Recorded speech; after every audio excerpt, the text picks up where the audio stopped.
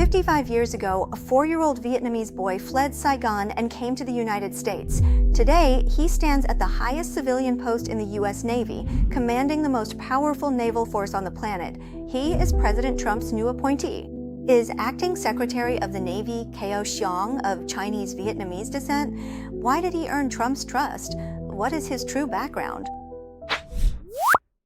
Hello everyone, this is Wei Yu, Watching the World. I'm Chen Wei Yu.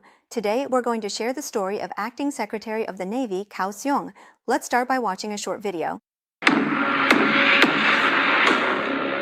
This is the scariest sound you'll ever hear when you live in a communist country.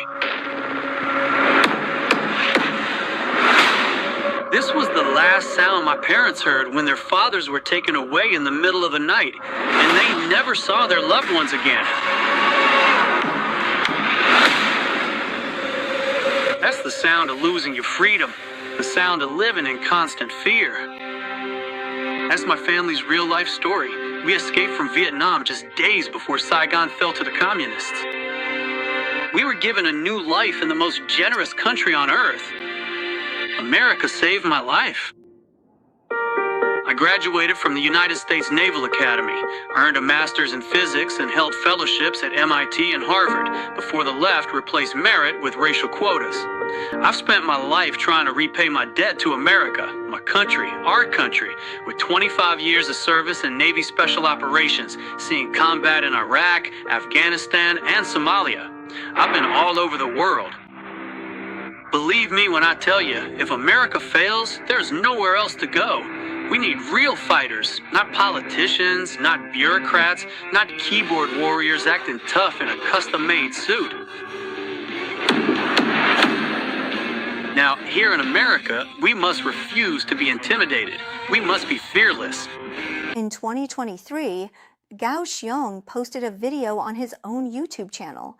He sat in front of the camera with a serious expression, then pounded his fist heavily on the table, making a deep thumping sound. He said, "This is the kind of terrifying sound you hear when living in a communist country. This was the last sound my parents ever heard. After their father was taken away in the middle of the night, they never saw their loved ones again." What this video shows people is not a politician putting on a performance, but a man speaking from personal experience, a fear etched into his bones since childhood, and the deepest driving force behind his entire political career. Cao Xiong was born in Saigon, Vietnam in 1971. He is of King ethnicity, not Chinese. In 1975, he moved to the United States with his family as a refugee. He was only 4 years old at the time. His father was not an ordinary civilian. He was a high-ranking official in the Vietnamese government, serving as the deputy director of the Ministry of Agriculture. In the eyes of the communist regime, he was a marked target who had to be purged. They faced the dual threat of execution or being sent to a re-education camp.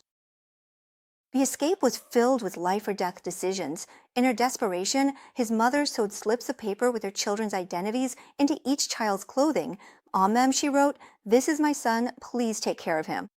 To prevent the family from being separated during their escape, they even faced the cruelest question of all. If not all the children could get away, which child should they leave behind? No one knows what decisions his parents made during those few hours, but one thing determined whether they could board that plane, and that was an American passport. His father, a high-ranking official, had once received a Rockefeller Foundation scholarship to pursue a PhD at Cornell University. During that time, Cao Xiong's older sister was born in the United States. It was precisely her American citizenship that made the whole family eligible for evacuation.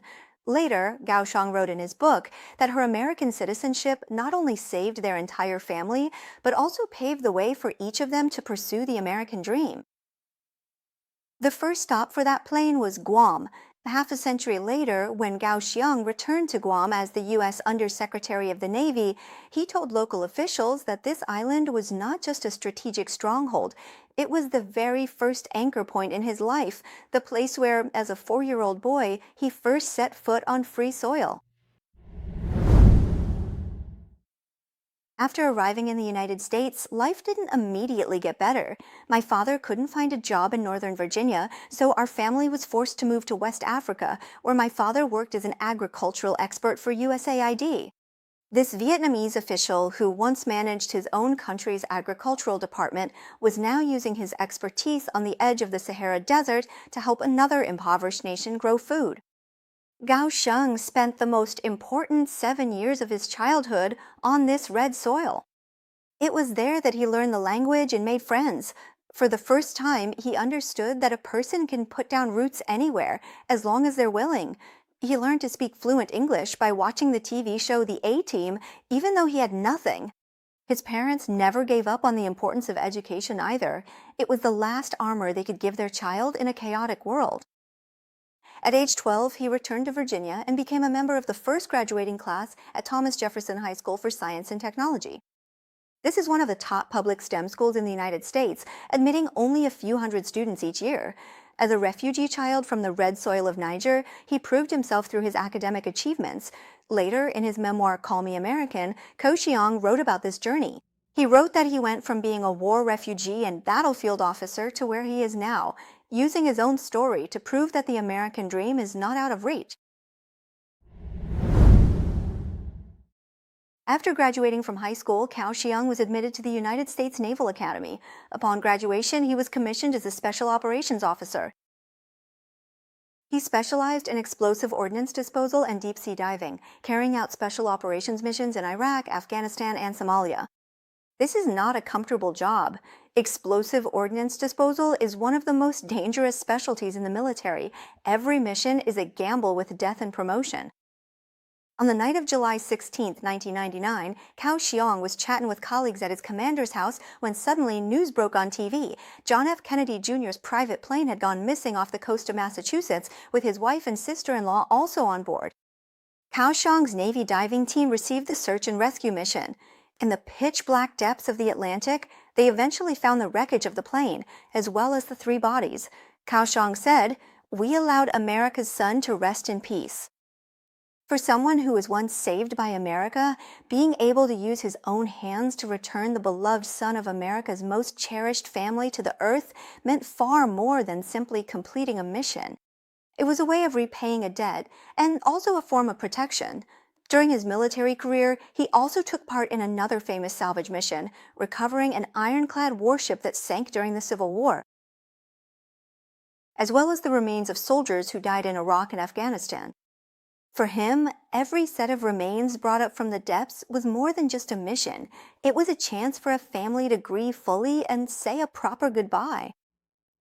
In addition to battlefield missions, Gao Xiong was also responsible for managing the Navy's Pentagon budget of up to $140 billion and worked with the Department of Homeland Security and the FBI's Joint Counterterrorism Task Force. He later earned a master's degree in physics from the Naval Postgraduate School and was awarded fellowship programs at both MIT and Harvard University. He once explained his motivation for joining the military in an interview. "This country gave me everything. There was a time when I woke up and realized I didn't have a flag to stand under and call my own. But America took us in, gave us a home, and gave us opportunities. I am so grateful.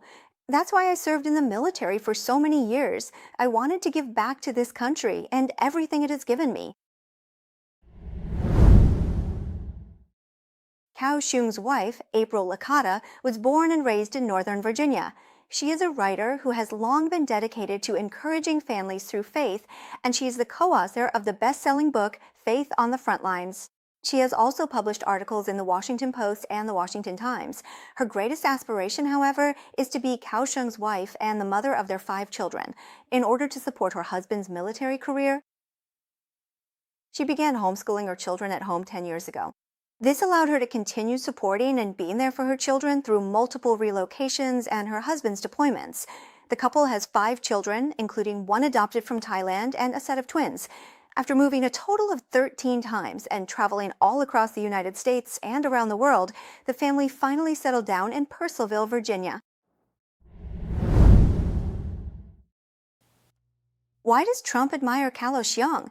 It really comes down to a combination of factors. When Trump nominated Kalo Xiong for Deputy Secretary of the Navy, he wrote on Truth Social that Kalo Xiong is the embodiment of the American dream.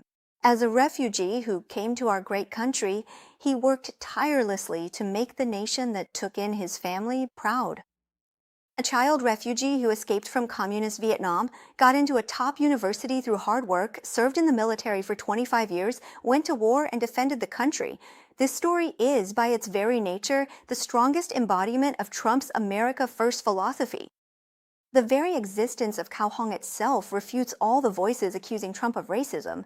In addition, on several core issues that Trump and Secretary of Defense Hegseth care most about, such as opposing DEI and emphasizing combat readiness, not only does Cao Hong agree, but he has also publicly expressed his views.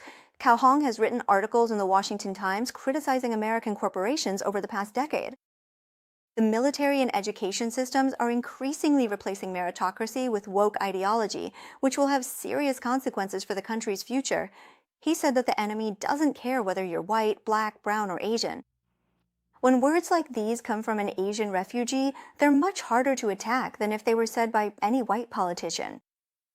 In a Senate debate, Cao Xiong once said that what we need are the kind of tough men and women who are willing to pull out their own guts and eat them, and then ask if they can have seconds.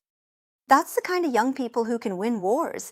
This idea is exactly the same as Hex's, so the two of them are extremely aligned when it comes to military culture. In July 2024, Cao Xiong was invited to speak at the Republican National Convention, becoming the center of national attention. On stage, he said, "My name is Cao Xiong. America saved my life, and I seized the American dream. I love this country so deeply." His speech moved the entire audience and made the Trump camp recognize his political value and ability to inspire. Cao Xiong lost 2 elections, but he always stood with Trump and never complained. More importantly, for Cao Xiong, being anti-communist isn't just a political stance, it's a lived experience. During his campaign, he compared the tactics of communism to certain trends he observed in American politics. As a child who escaped from communism, that terrifies me. This is exactly what the communists do. They want to take children away from their parents and hand them over to the state. That's not how things are supposed to be. As the father of 5 children, this is my right, and it's also my God-given responsibility to raise my kids. He also admitted that he believes the Democratic Party is heading in a socialist direction, which is exactly the same ideology his father once fled from. He believes that if his father were still alive to see the situation, he would be deeply worried. The withdrawal from Afghanistan hit him especially hard. He witnessed firsthand the Biden administration's chaotic exit from Afghanistan. That scene reminded him of the fall of Vietnam. It was that very moment that shattered his childhood world, and it was that kind of personal pain that ultimately drove him to enter politics. On April 22, 2026, U.S. Secretary of the Navy Farron officially resigned, and Deputy Secretary Ga Sheng took over as acting secretary. At this time, the U.S. Navy was simultaneously dealing with multiple global blockades, the war with Iran, and the growing threat of China's expanding navy, truly a turbulent period. His colleagues in the military saw that Gao Sheng demonstrated a remarkable ability to learn quickly on shipbuilding issues and manage the chaos caused by personnel changes effectively, earning him considerable credibility within the Pentagon. A Pentagon spokesperson stated that Gao Xiong embodies resilience and an America First vision, qualities essential for maintaining U.S. naval superiority. After taking office, Gao Xiong issued a statement. "My top priority is to take care of our Navy sailors and Marines, advance the shipbuilding program, and ensure national security."